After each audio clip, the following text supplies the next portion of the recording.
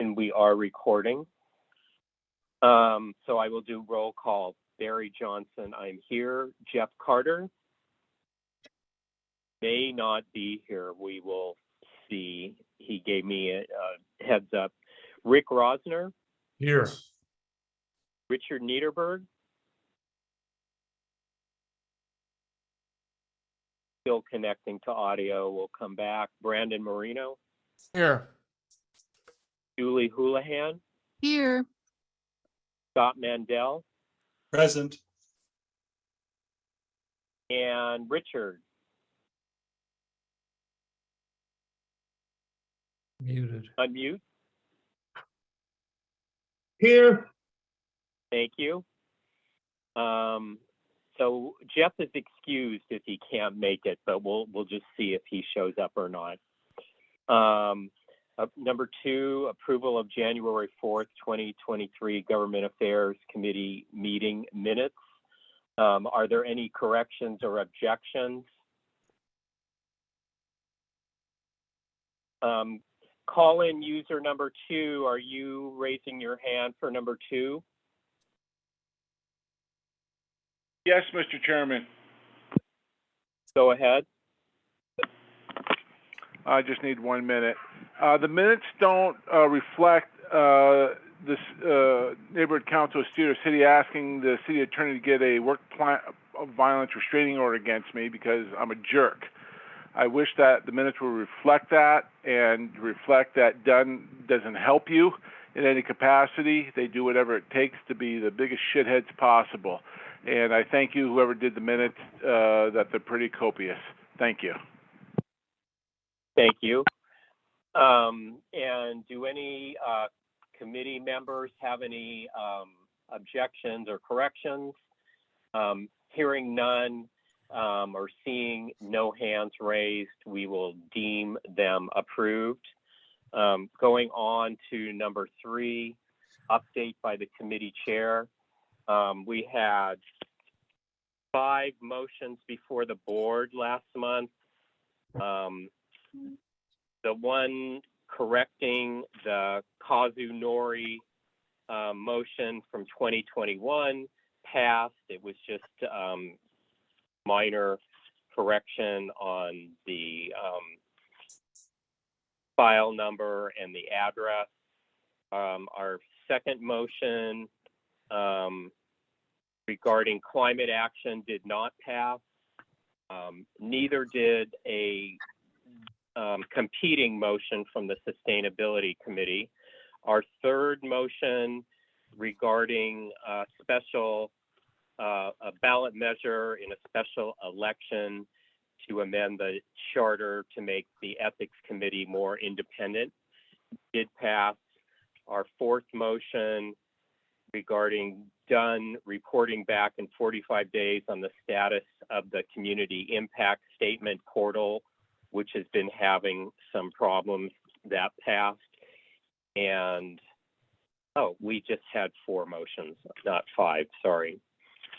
So I will move on to number 4, public comments on non-agenda items within the committee's jurisdiction.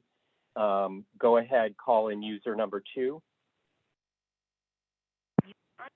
How much time do I have? 90 seconds. Okay, no problem. I wish to thank this committee actually trying to do something. Over at the Van Nuys Neighborhood Council, they generally have socialists and shitheads over there. They don't follow through. They always say, we'll talk to Dunn. Dunn never responds back, or they give some general outtake saying, we'll talk offline. Then you have the parasite that don't know what the fuck they're doing. Another thing I don't like with Van Nuys, with the Government Affairs Committee, is the Dunn representative asked the legal questions on behalf of the Neighborhood Council to the city attorney. I don't understand who the client is. Why can't the president talk directly to the city attorney and get something in writing? According to Dunn, they will do it themselves because they think they know what the fuck they're doing. They're not attorneys. They have never been barred with the state.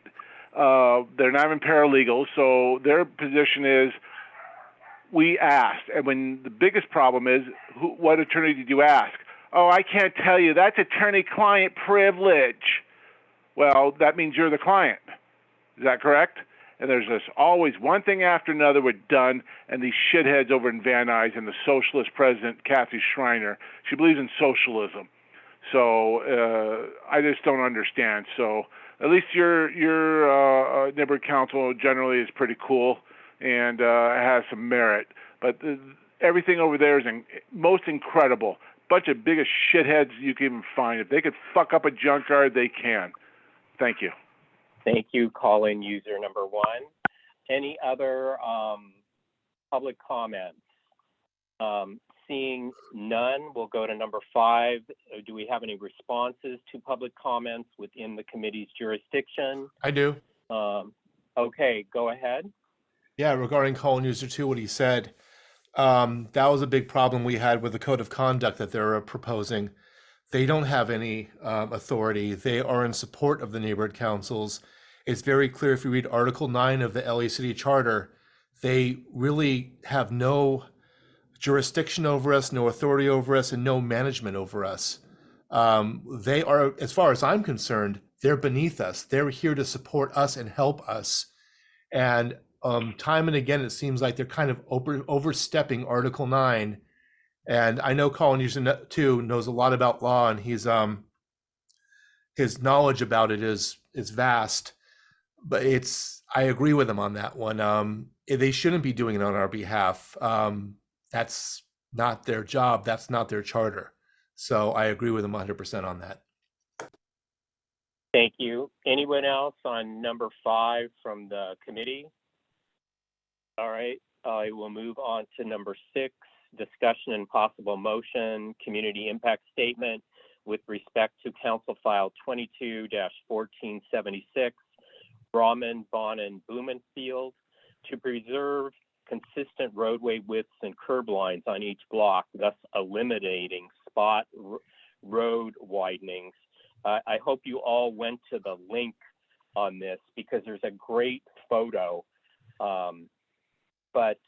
And also to the committee members, I found a motion from March of 2013 that I sent you in the last half hour, which was exactly the same thing that this neighborhood council was trying to get the city to act on, or our council member to act on 10 years ago.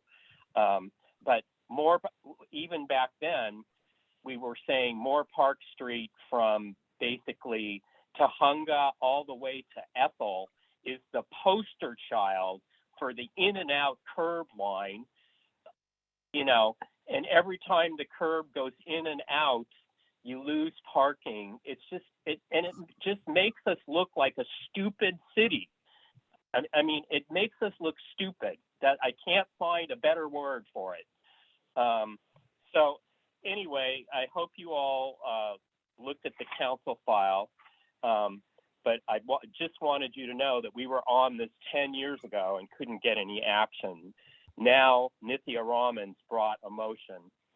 And I'm going to read you a proposed motion that I have.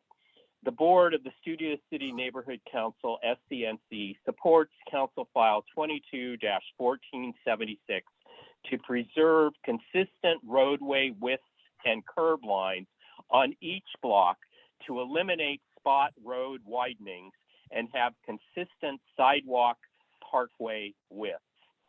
Motion is also to be submitted as a community impact statement, CIF to CF 22-1476. Do I have a second? I'm sorry, who's seconding? I am. Thank you, Richard. And do we have any public comments? Go ahead, Peter. Hi there, can you hear me okay? Because I'm in the car. Yes, we can. I don't know if this applies, but had sportsmen's been mandated to have a curb cut, we wouldn't be having all the problems that we're having over there, because cars could pull over to the side, not slow traffic down heading north. And also, when you go further north on Coldwater before you hit Woodbridge, there's a curb cut there and there's a charging station. And it makes it easier for people to go plug in their car because a lot of people, the charging port is on the street side. So you're not stepping into traffic. So I don't know. It's one of these things, making it mandatory this way or that way seems stupid. It should just be on a case-by-case basis. Thank you. Go ahead, call in user 2. Well, what's the fiscal impact? What I look at as, if you don't vacate the property back to what the code says, that means the property could be worth more. I think it's more of a developer issue and so forth. I did not see a comparable safety study on it. I didn't see what the problem is. Yeah, there might be inconsistencies, but what's the problem? So, are they trying to widen the streets? What is this a solution looking for a problem?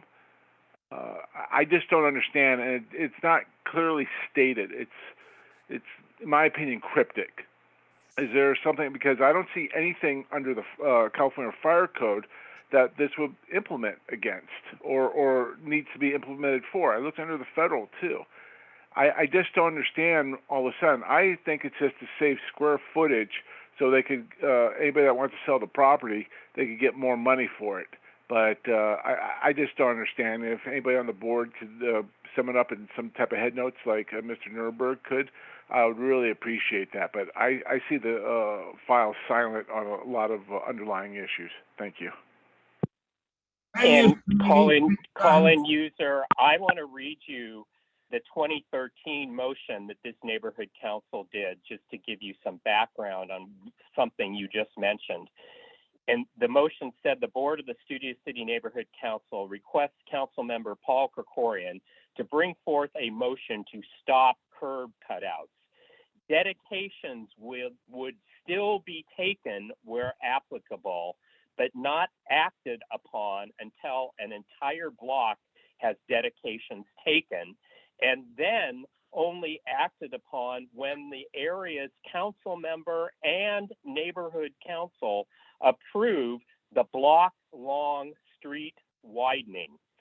Fees collected from developers are to be held in escrow until the entire block widening is acted upon.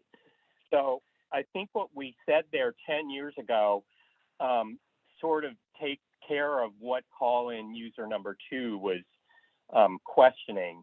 The dedications, we were then saying, take the dedication, collect the fee, but don't do the widening until a whole block can be widened. And then only if the council member and the neighborhood council, green flag it. That's what we were suggesting 10 years ago. But I didn't put any of that in this motion because we're just addressing the current council file. Go ahead, Rick. If you want to see curb cuts in action, the new shopping center NoHo West is all curb cuts. They decided to put a street right down the middle of the center, dividing, cutting it in half. And it, to me, well, I don't like it. I think it's a ticket for people getting run over and little car wrecks. Anyway, I'm not a fan. Thank you. Go ahead, Richard. Yeah, on the land use committee, many times when you said those exact words, take the dedication, but don't act upon it. Zag and zigzag curb. So I very much believe in this one. It works. When the land use committee looks at it, it should look at it for the government affairs. Thank you, Richard. And I will say, from attending land use meetings over the years, I can recall many times the wording in the support for something was that the dedication be taken and not acted upon. well, so many times we did not want them to act upon it because we would end up with more of what you see on Moore Park Street. Go ahead, Brandon. Yeah, is there ever a time where curb cuts are actually a good idea, like drop-off areas? Like in front of a mall or something where you just pull away instead of stopping in traffic. Maybe there isn't any parking. Maybe there's no parking for traffic for traffic to be unimpeded, and you can cut off, drop someone off, and merge back into traffic. Would this now that this motion is just to ask for a report? It's been past 60 days. It should have been January 22nd or so on. That would have been the 60-day mark. So I guess the report's coming in sometime soon. But would this restrict all curb cutouts, or just for special circumstances you can have one? Can you elaborate? It wouldn't restrict any necessarily. It would just make them take a look at any that were, instead of like right now, many times it's just automatic. And it takes an act of God to stop it. And believe me, it does, because I've tried to stop some and it's taken months to get it stopped. But yeah, this motion is, I mean, I believe the council members' intent is for it to not be automatic and to look at it on a case-by-case basis.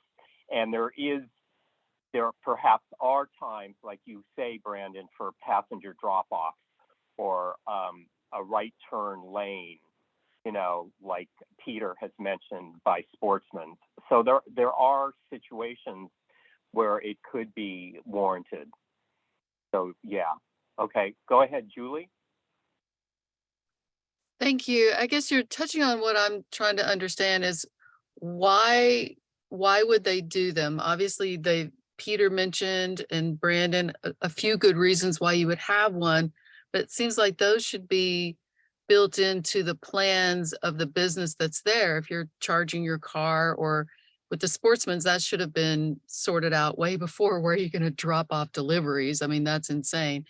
But why are they doing this now? When I look at the picture that you sent around for Moore Park, I'm trying to understand what the purpose is for that particular cutout with the diagonal lines. You can't really park there, right? Like, what is that for? Because some genius at Public Works decades ago decided that all the streets were going to be widened in LA, but the only way to do it is to, every time something is torn down and rebuilt or added on to, then they had cause to tell that person they had to pay as part of their project to widen the street.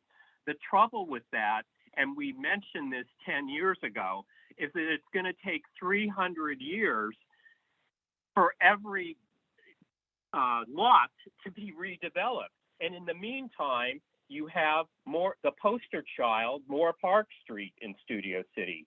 It's just, and like I said, it makes us look like the stupidest city on the face of the earth. I cannot tell you how stupid this is.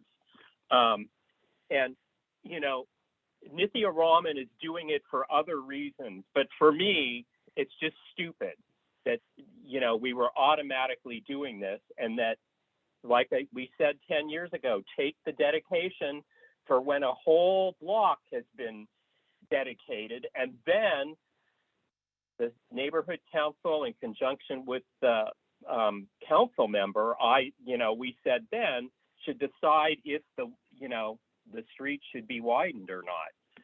But, you know, it could take 300 years on each block to get to that, realistically speaking. Mm. So, it's a good intention, ahead. but I see how it's negative effect here. Yeah. Go ahead, Melanie. Yeah, I'll just back you up on a lot of that, Barry. And I've listened to some of the committee hearings on this and been following a lot of the input. And it has, because it's automatic rather than is there a need for this, it's created safety hazards in a lot of communities and a lot of confusion. And it adds time to projects. It adds unnecessary costs to projects. It's creating kind of a mess. If there were instead a quick review in places like, oh yes, this serves this need, we can do this here, great. Here's how it makes the things continue to flow. That's fine. We've addressed safety concerns. Do it. But for it to be automatic has created more problems for everybody and more costs for everybody. So they're trying to just make it not automatic. That's what it's for. Thanks. And it's also created zigzagging sidewalks, which isn't, great for pedestrians either. Yeah, So, it's been bad for everybody. Yeah. Anyone else on this item? Okay, I guess we will take it to a vote. All in favor, either say yes or raise your hand. Yes. Yes. I'm a yes. Yes. Yes. Yes. Yes, I see unanimous. Thank you so much. And I will move on to agenda item number 7.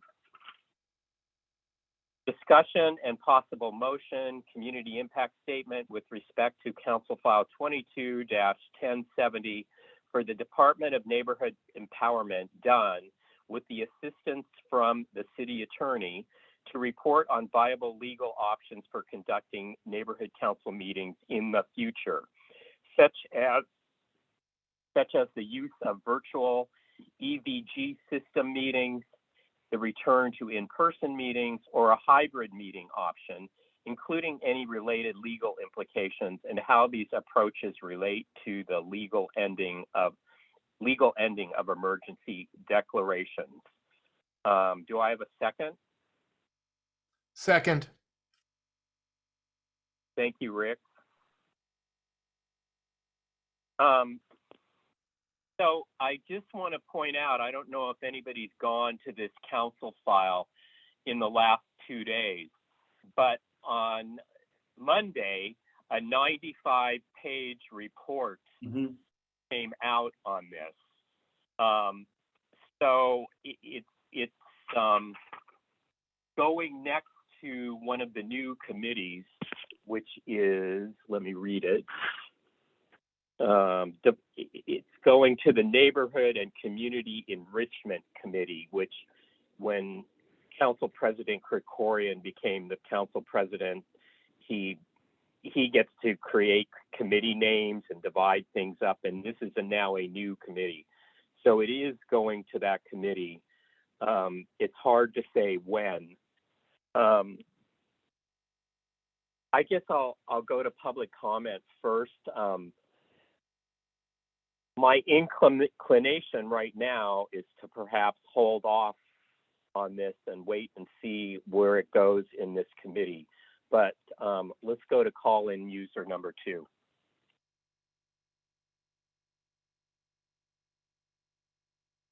Thank you very much, Mr. President. I've read the 95 pages. If you look at it, wide margins and a lot of graphics. Mr. Nierberg would probably maybe concur if a table of content or table of authorities would go with this, because they just refer to laws. They don't refer to legislative intent. They don't address a lot of ADA issues.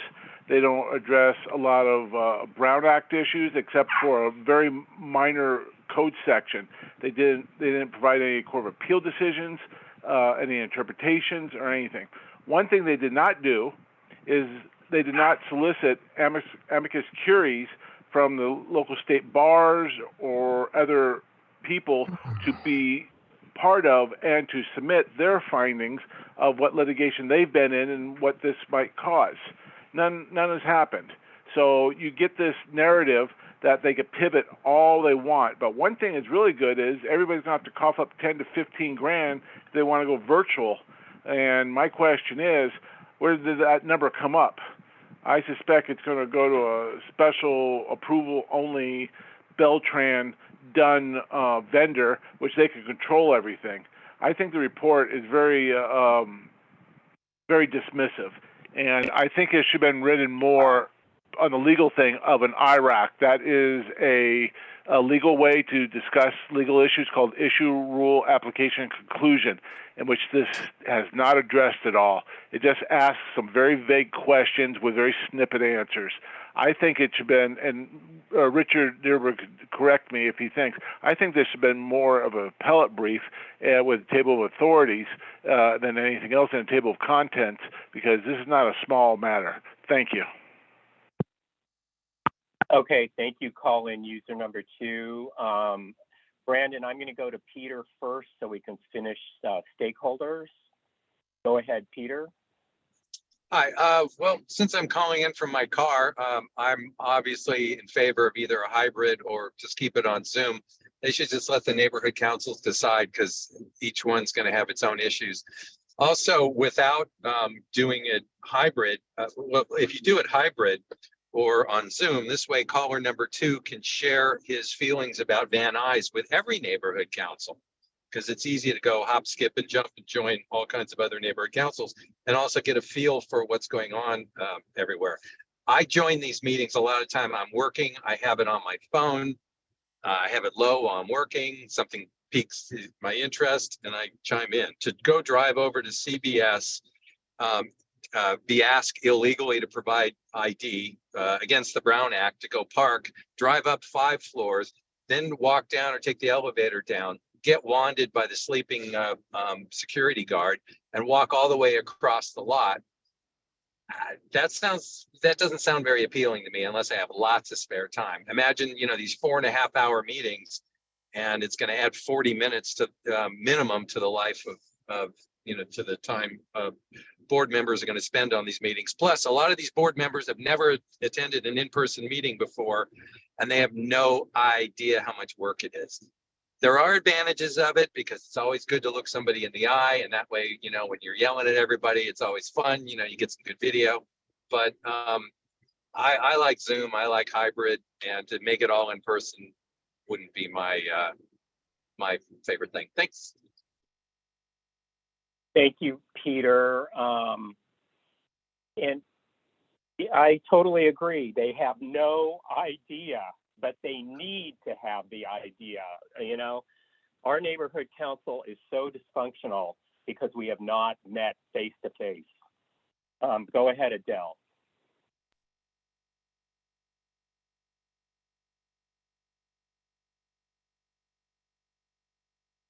You're on, Adele. Okay, let's go to Melanie while we wait for Adele. Go ahead, Melanie. Sure. Adele, are you ready to go or no? You're having issues. Okay.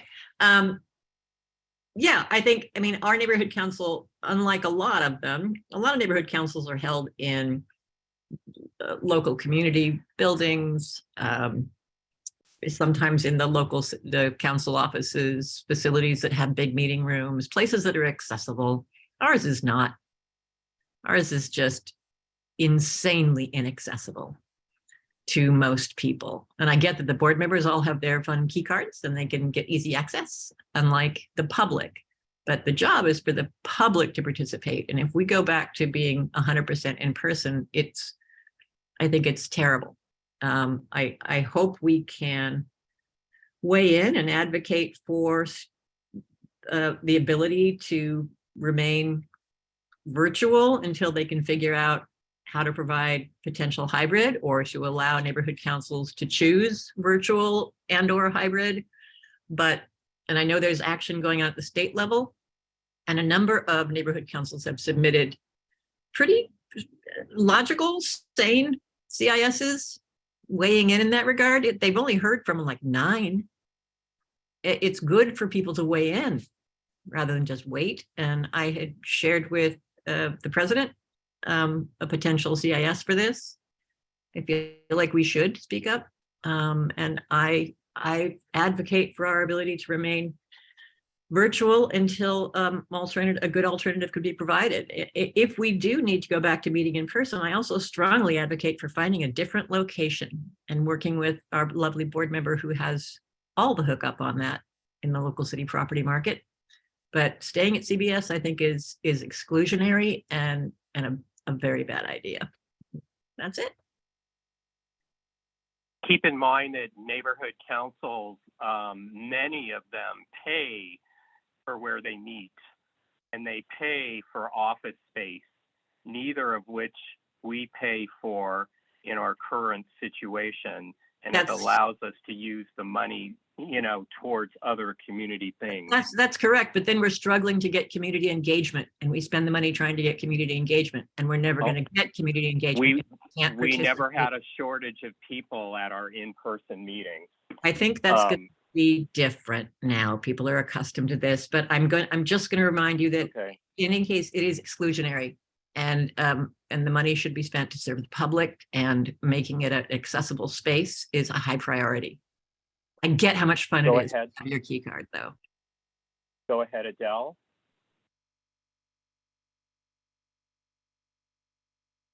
We may come back to her. Also, keep in mind that all this talk is moot until the state legislature were to act, and that is probably not happening anytime soon. I'm going to go to committee members, and we'll come back to Adele. Go ahead, Brandon. Thank you. An option, Melanie, would be Walter Reed High School. I know some neighborhood councils. I don't know if Sherman Oaks uses Milliken, but I know some neighborhood councils do use middle schools and high school auditoriums at night. Usually they're not being utilized, so we can always ask Walter Reed as an option. But I was at the Historic Cultural North Neighborhood Council meeting on Monday. Obviously, I wasn't there, it was Zoom. Scott was there as well. He can probably chime in on this as well. A guy named Josh Nadell was there. He's part of the EVGH with a lowercase h, like on, cars. I guess somebody thought that was cute at the Department of Neighborhood Empowerment. The work group, where they're putting together a pilot program of 14 neighborhood councils, and they haven't even started it yet. The HCNNC actually voted to be part of the pilot program on Monday. They are way behind on this. According to Mr. Nadell, I don't know if it's accurate, but he said it. Of the 99 neighborhood councils, 31 of them are not going to have committee meetings in March because they don't have venues. And that should be criminal. I know Colin User 2's favorite human being in the world is Raquel Beltran. But if nobody calls her out on this, I would be shocked. They should have done this in September. Clearly, COVID protocol was going to go by the wayside sometime soon. They didn't have to wait until now. And they haven't even gotten the money from City Council yet. According to you guys, the report, I assume it's the Dunn report that they were talking about. They were going to be presenting options for us. I assume that was going to committee on Monday. It's a train wreck, and that's putting it lightly. And to answer some questions like what Melanie was saying, it's a state law, and something I mentioned at the meeting on Monday, the Brown Act it's not really for us. We have to follow it because we're a government organization, but the neighborhood council system in Los Angeles, aside from Honolulu and the District of Columbia, that's it. There's nothing else like us in the country, let alone California. And the Brown Act is for legislative bodies and advisory bodies that have direct impact on legislation. We are basically a few tiers beneath that, and the Brown Act and a lot of legislation from Sacramento doesn't really apply to us. So when they're saying, in-person meetings and the whole thing about if you're attending virtually, you have to let us know who's in the room with you, that's for legislative votes. Which is interesting because Eunice Hernandez virtually attended the city council meeting today and didn't declare if anybody else was in the room. But again, that's the city council. They don't necessarily follow the Brown Act all the time. It's really something. It was eye-opening, ear-opening actually, how far behind the Department of Neighbor Empowerment and the Board of Neighborhood Commissioners are on this. It's as far as I'm concerned, it's criminal. Somebody has to lose their job over this, as far as I'm concerned. And that's all I really have to say about it. Can you guys hear me now? Thank you. Yes, we can. Go ahead. Oh, finally. So I don't know, something's weird on my computer.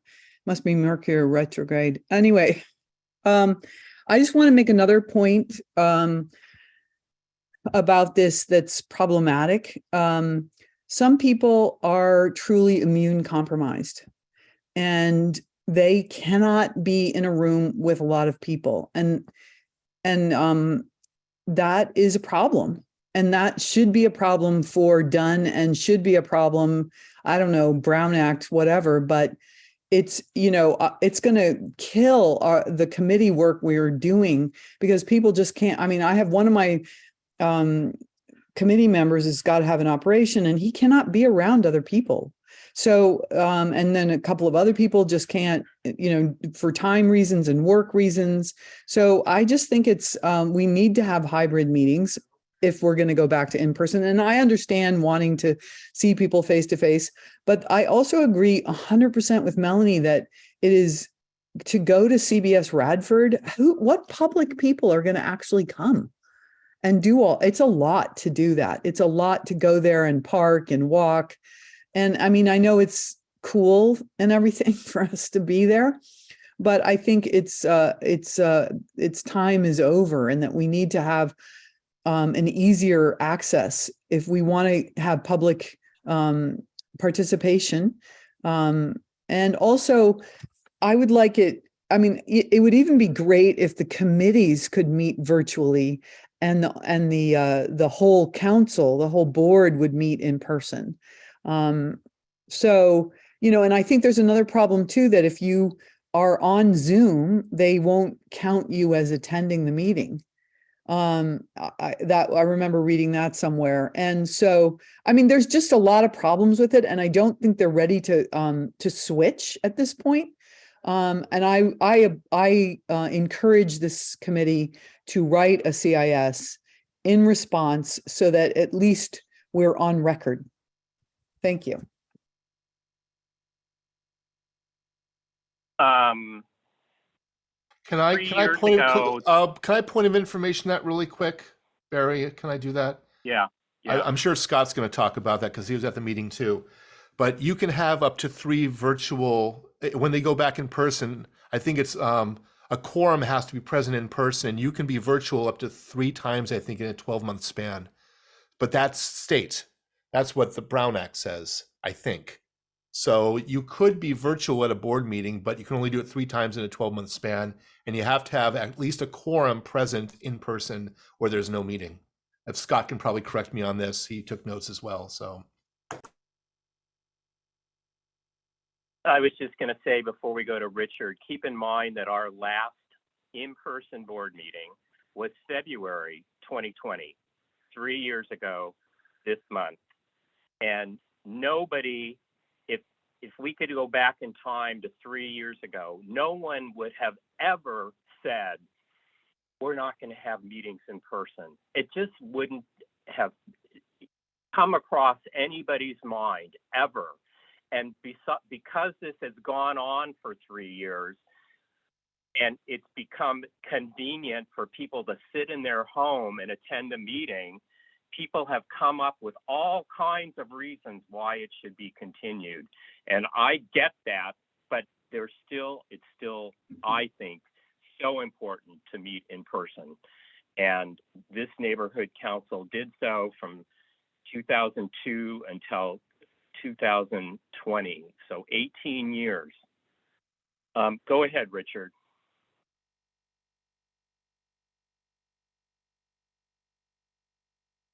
Richard, you're muted.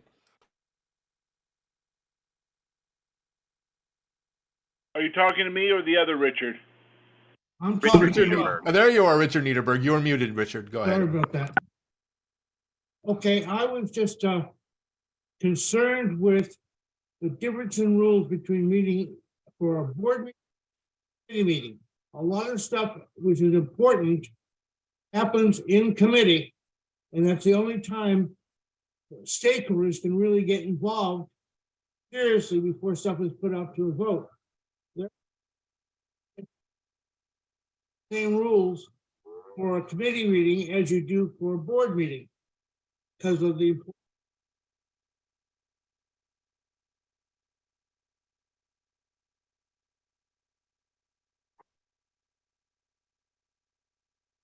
You're finished, Richard, I take it. Thank you. Go ahead, Scott. Thanks, Barry. So just to be clear, when reading the Dunn report, if you throw out all of the superfluous crap in there, it's all up to Sacramento. We do not have any possibility at the moment of a virtual meeting. That's completely off the table. We're not part of the pilot program.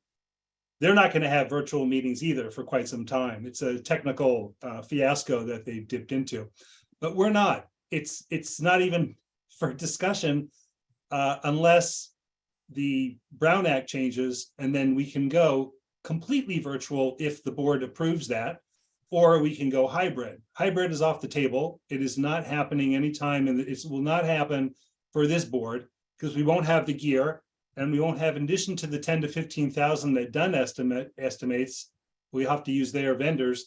It's $500 per meeting for the tech person. And then there's the storage of all the gear and how it transports to and from. It'll be city gear. It's not going to be sitting at Bradford.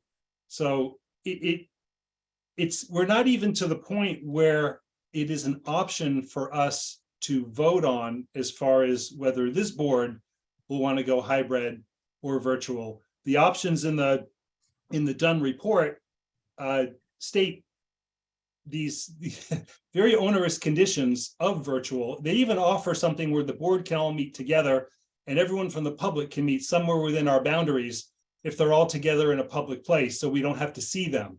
And Brandon is absolutely right. When the governor suspended the in-person requirement of the Brown Act, everybody knew that day was going to end the day we went virtual the first time.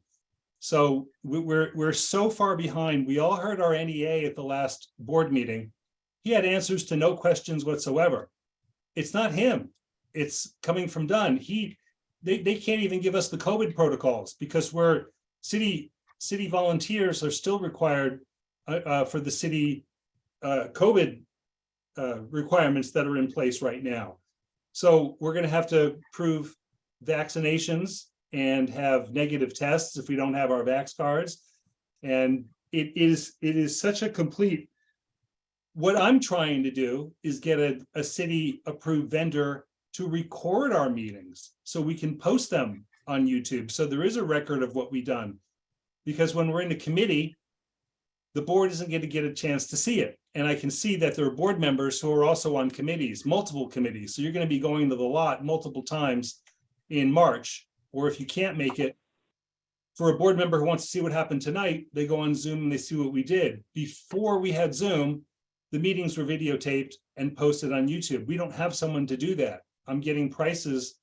I'm trying to get prices from approved vendors just to get our meetings recorded, because we haven't even hit that yet. So we're in for, with the election and 3 months of March, April, May, and June of in-person meetings.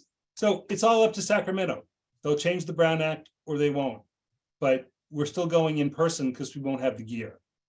Anyway, that's all I got. Thanks, Scott. And I believe March 1st, all those vaccine requirements that you mentioned are also gone March 1st.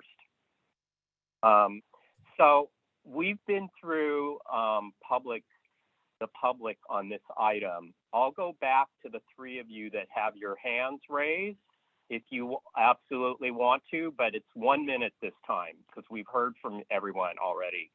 So go ahead, call in user number 2. I think this discussion has merit, and I think for people not to go offline or off track on this, but if someone has an immune deficiency issue, that's what the Department of Disability is, or ADA is for accommodation. You can't just assume they're of the worst possible scenario.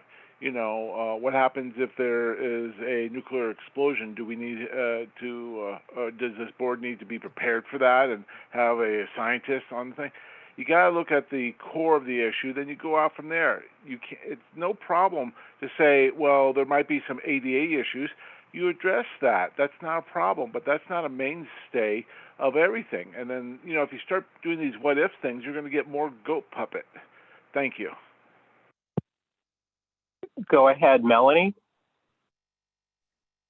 Thanks. I'll just say that 18 years ago, or I think it was even longer than that, when we first started meeting at CBS, the security protocols there were not like they are now. It was much easier. You didn't have to go through the main parking garage. Access was not as terrible as it is right now. It became bad after a few years of being there. And I think if we're going to start meeting in person, we need to look for another location. It is inaccessible, and inaccessibility runs counter to the purpose of a neighborhood council. If we have to meet in person, I hope they'll allow us to preserve committee meetings on Zoom, because otherwise it's just going to be hell.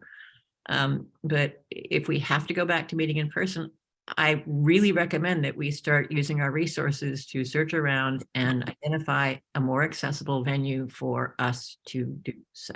Thanks. Thank you. And I was just going to mention Walter Reed was brought up, and the schools in general, from my experience of using them for occasional events, they want to close up their buildings usually at 9 p.m. Some occasionally might go till 10, but that was one of the reasons most neighborhood councils are not using schools, because they want you out by a certain time. Go ahead, Richard. Yeah, yeah, because it's true. The school charge lots of money. Even if you want to use the library room, power. So it's like it's not. Thank you. Thank you. Okay, let me read. I didn't read a motion before, so let me read something I have now. I have the board of the Studio City Neighborhood Council, SCNC, supports Council File 22-1070s, so it's apostrophe S, 1070s, Department of Neighborhood Empowerment Report dated January 27th, 2023. That's what I have right now. I don't really think we can go further until this report has been sifted through the various council committees, and also seeing what, if anything, the state legislature does. But I don't think, even if they do something, it's not going to move at the speed that many of you would wish. I think even if they were to amend the Brown Act, we're probably looking at June, because they go through committees and nothing's even been introduced yet. So what does everyone think about that? Well, do I have a second for that motion? I'll second it. Okay. I already did. Okay, Richard seconded it, but we couldn't hear Richard, so give the second to Richard Niederberg. Okay, will do. Thank you. So we're supporting their report to look into hybrid meetings. Is that what I'm understanding correctly? So we're going beyond what I had sent you 2 days ago, before I knew this report was out, was just that we were supporting the council file. But now the council file was to do a report. So now we can support the council file's Department of Neighborhood Empowerment report that, dated January 27th. So we have actually now, we can go one step further and support this report that is out. And can you confirm with me the bottom line of the report? The report says we should continue with hybrid meetings, or we should support hybrid? The report makes a lot of different recommendations one way or the other, but it's going to be sent to the state legislature, you can be sure, and they are ultimately still going to have to decide this.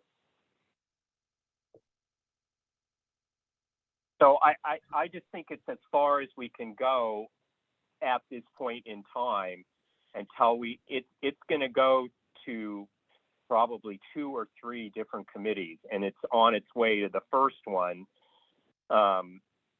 neighborhoods and community enrichment. But I don't know when it's actually being heard there yet, but it has been sent there. Julie?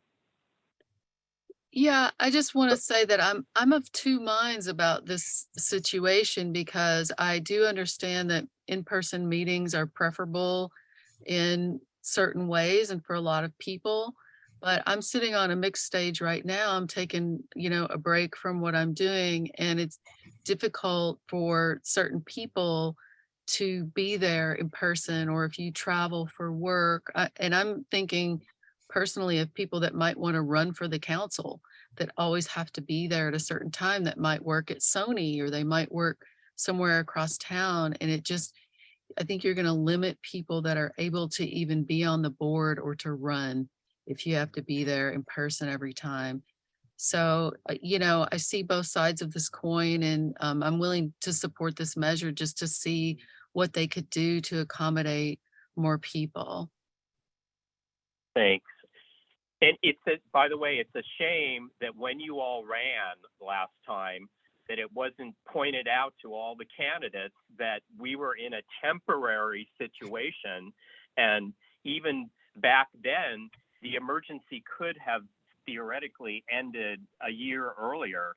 And it should have been pointed out to everyone that the Brown Act, as it stands now, automatically makes, when the governor ends the emergency, we go back to what we had before the emergency. And it's really too bad that that wasn't made clear to every candidate. Go ahead, Scott. So keep in mind, the pilot program hasn't started yet. This report is going to be asking the city council to fund the pilot program for the 14 neighborhood councils. The pilot program runs 6 months. So we're not getting the gear or the expertise or the option to do hybrid until after the pilot program is over, because the pilot program is to test to see how it works. So if anyone has any expectations that even if the Brown Act changed tomorrow, we would be in hybrid in March or April or May or September, I don't think that's even possible. First of all, we don't have the money to buy the gear, and neither does Dunn. They're only asking for 14 sets of the gear to see how it works, if it works. It is a huge endeavor. I've been personally involved in setting up a hybrid with people who are much smarter than me in that area, and it took hours. And then it has to all be packed up, put away, and set up again. As far as changing our location, I suspect that would be something for the next board. Dunn has not inspected, for ADA purposes, 25% of the current locations. Ours has been inspected. I still haven't heard back from our NEA whether we're good to go. So I can go on and on if you have any more questions, but I'll let other people speak. Thank you, Scott. And I don't mean to be corny, but remember the old commercial, try it, you'll like it? Well, try it, you'll like it. Hey, Peter and Melanie were on second round for public comments on this. So 1 minute, please. Go ahead, Peter. Yeah, I just wanted to double down on what Julie said. Those of us that are in entertainment, specifically post-production, we have basically high-end versions of Zoom that we use when a producer can't make it. And it's routine these days. If you can't meet in person, sometimes the producer's in another state or can't make it. And we loop them in with broadcast quality audio and video and a talkback system on this fancy Zoom-like system. And yes, we didn't have these things. We did a few years ago, but once we've been offered these things, I don't think you can put the genie back in the bottle. Otherwise, you're just going to disenfranchise too many people. So I think as a neighborhood council, we should insist upon hybrid if that's, people want to meet in person, just insist on hybrid, and somebody's got to bite the bullet and figure out how to do it. I know how to do it. But anyway, we don't have you know, if we could get students involved, I could teach them how to do this. Scott knows how to do it. Adele was involved in this. It's doable, but we need more bodies, and that's going to be an outreach issue. Thanks. Go ahead, Melanie, 1 minute. Yeah, I think absolutely you can't go backwards, can't be disenfranchising people. And I think the primary, you know, in the meantime, the primary mode of meeting we need to push for being allowed to remain virtual. And, you know, maybe if we meet hybrid for certain things, great, whatever. But we should not be required to go back to meeting in person. This could be a massive, massive drop off. And I do think that we should be submitting a CIS saying that we want to be able to have the option to be virtual and that we are encouraging the council to be working hard and pressuring the state legislature to do the Brown Act reforms that will allow the neighborhood councils the option to hold remote board meetings and committee meetings. So our submitting a CIS to the neighborhood to the council saying our neighborhood council supports urgent changes to the Brown Act, which would allow neighborhood councils the option to hold remote board and committee meetings. And we urge the city of Los Angeles to support efforts at the state level to accomplish this goal. That's what I would like you to see. That's my proposal for an alternative motion, other than just sitting back and waiting to see what happens and saying, hey, nice report. Yeah, it's complicated. It's going to take forever. I think we should, that's what I just said is what I think should be a motion for us. And the longer we can remain virtual, the more participation we're going to have. That's it. I'll go to Adele 1 minute, and then our last two committee members. I don't need a minute. I totally 100% agree with what Melanie said. I think that's a great motion. I support that. If I was seconding it, I would second it. And just another note, we could probably check into the Bridges Academy if you wanted to have another space to go, an easier to get to space would be the Bridges Academy. And I think they might allow us to have meetings there. Thanks. Go ahead, Rick. I just wanted to call the question, but yeah. All right, go ahead, Brandon, quickly, please. Really quick, yeah. What they were talking about, instead of changing the Brown Act, I think it'd be easier to have them a little stay of execution of sort, maybe extending specifically for the neighborhood councils for a period of 6 months until they can decide exactly what to do. Changing a state law, that's kind of tough, but extending our opportunity to use virtual only meetings for about 6 months might be an easier task to push through Sacramento. Thanks. But remember, we can't do that unless the governor extends it for 6 months. You know, this is all on the state level. Richard, go ahead. Yeah, I'm just wanting to say that it's not just the board meeting you're talking about $500 an hour for. You're talking about 6, maybe 8 committees. That really brings up more expensive. So it's not just the equipment, it's the operators and everything else. And we have a lot of committees, and other neighborhood councils do too. That's only if you're going to go hybrid for committees. You can stay virtual for committees. That's the ideal, is to stay virtual for committees and go hybrid for board meetings. That may not keep everybody happy. That's all I can think of. We want to be seen, want to have this stuff on the record. It may not work as well that way. So, do I need to read the motion that I read again for anybody? Okay. And Melanie, I suggest if you have a different version, please send it to me, and I can get Scott to perhaps bring it if he agrees. But for now, we're going to go with the motion that I read regarding this Dunn report dated January 27th. And I will go ahead and ask everyone in favor to raise your hand or say yes. I'm a yes. Yes. So thank you. We are unanimous. Thank you. And Melanie, yeah, please do so. I will entertain whatever you send me. But we have a basis to go from based on our vote tonight. I'm going to go on to agenda item number 8, discussion and possible motion with respect to trimming street palm trees on Ventura Boulevard and other main streets in Studio City located outside of the Studio City Business Improvement District.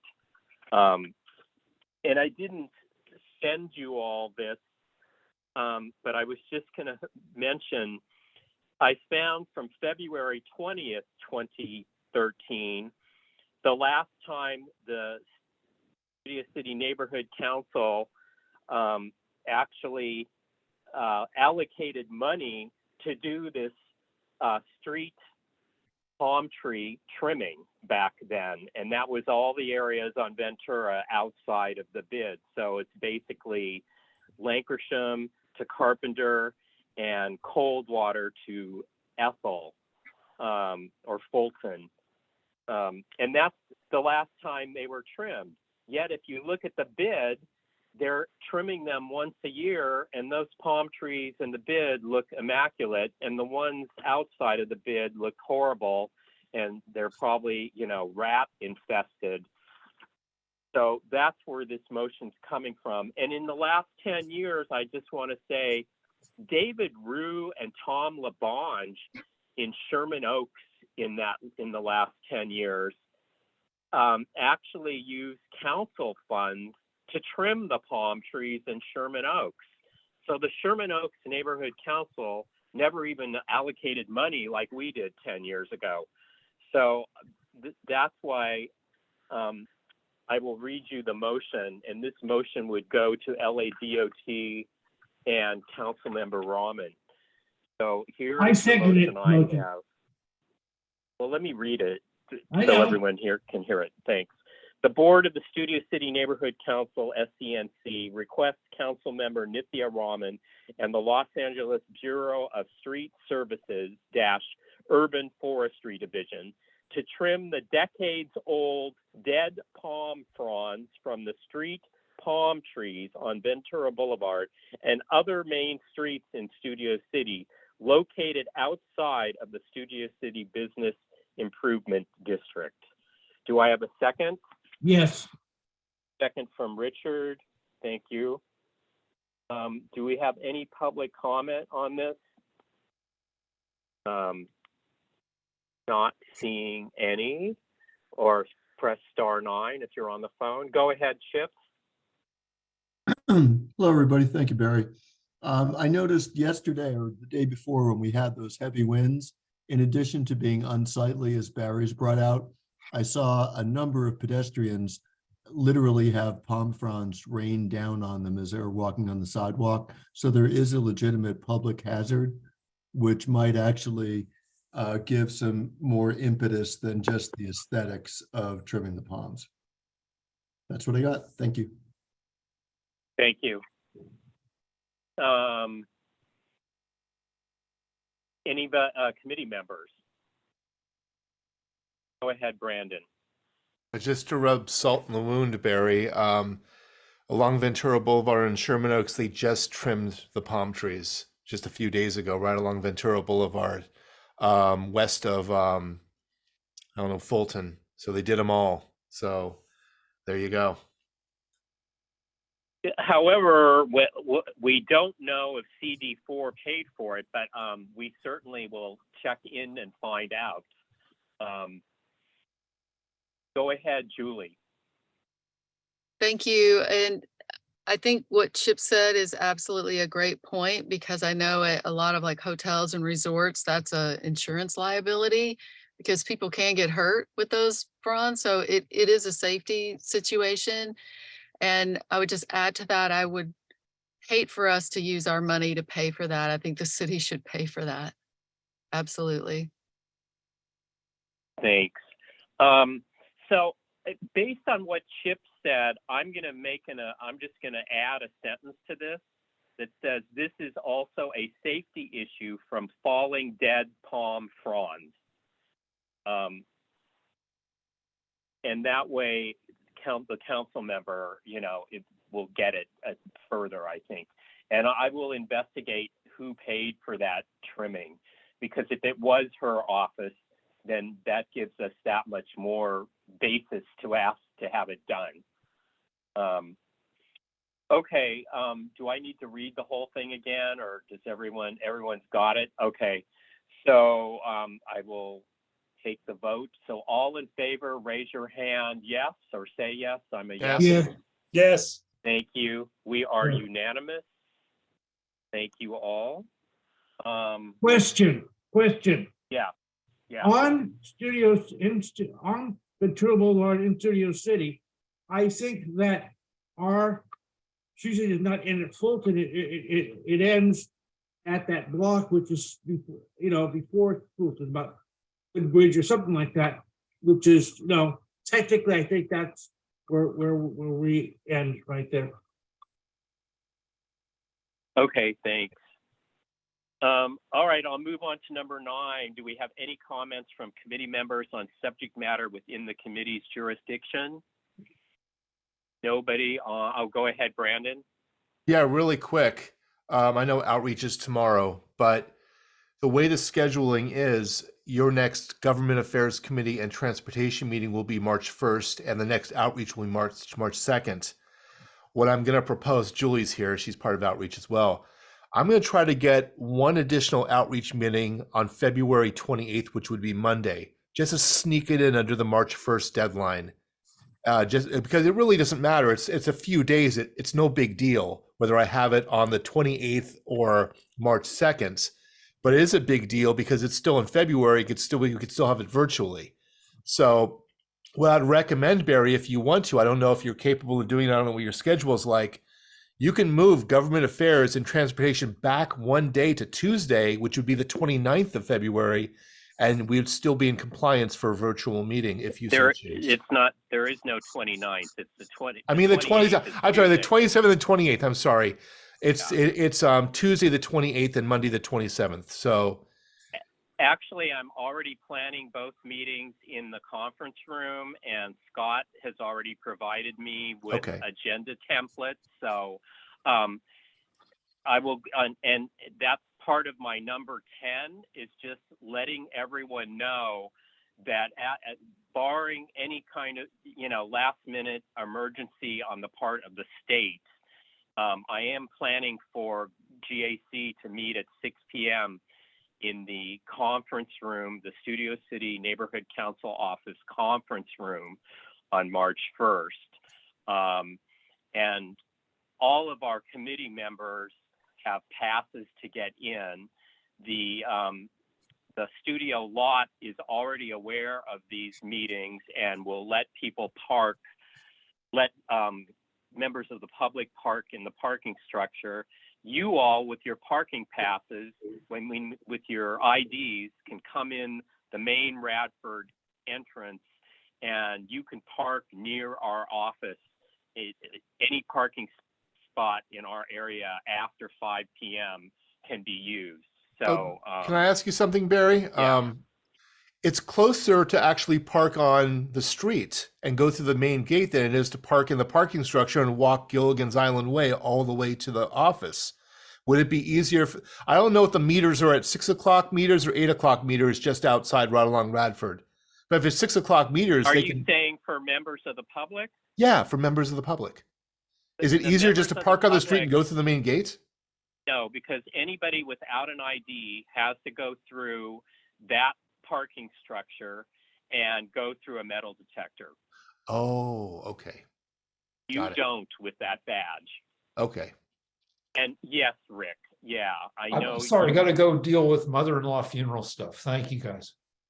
And Rick, I'll be in touch with you before that meeting because I don't believe you probably have an active ID anymore from when you were a board member. So yeah, I'll get with you. All right.